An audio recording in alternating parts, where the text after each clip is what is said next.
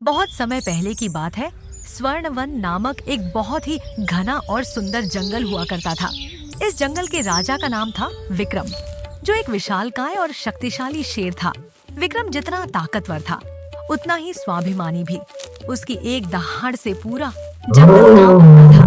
जंगल के नियमों के अनुसार शेर का सम्मान करना अनिवार्य था, लेकिन हर राजा की तरह शेर को भी एक बुद्धिमान सलाहकार की जरूरत थी। वहीं दूसरी ओर जंगल में बल्लू नाम का एक भेड़िया रहता था। बल्लू बहुत ही चालाक, धूर्त और अवसरवादी था। वह हमेशा इस ताक में रहता था कि कैसे वह बिना मेहनत किए बड़ा शिकार पा सके। एक दिन जंगल में अकाल पड़ा, नदियां सूखने लगी और छोटे जानवर दूसरे जंगलों में पलायन कर गए। शेर विक्रम बूढ़ा हो चला था और अब उसके लिए रोज शिकार करना मुश्किल हो रहा था। बल्लू ने देखा कि शेर कमजोर पड़ रहा है।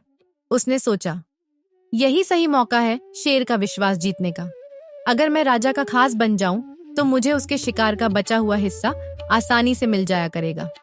बल्लू शेर के पास गया और सर झुकोला। महाराज, आप जंगल के स्वामी हैं। आपकी यह हालत मुझसे देखी नहीं जाती। आप बस गुफा में आराम करें, मैं आपके लिए शिकार ढूंढ कर लाऊंगा। शेर उसकी मीठी बातों में आ गया और उसने बल्लू को अपना मुख्य खोजकर्ता नियुक्त कर दिया। बल्लू ने अपनी बुद्धि का गलत इस्तेमाल करना शुरू कर दिया। वह छोटे जानवरों को डराता और उन्हें शेर की गुफा के पास ले आता। वह शेर से कहता कि ये जानवर उसकी बुराई कर रहे थे, इसलिए इन्हें सजा मिलनी चाहिए। शेर उन्हें खा जाता और बचा हुआ मांस बल्लू मजे से खाता। लेकिन बल्लू की नजर एक मोटे ताजे हिरण पर पड़ी। वह उसे अकेले खाना चाहता था। उसने शेर से झूठ बोला, महाराज, उत्तर की दिशा में एक बहुत बड़ा हाथी मरा पड़ा है, आप वहां जाइए। शेर वहां गया, लेकिन वहां कुछ नहीं था।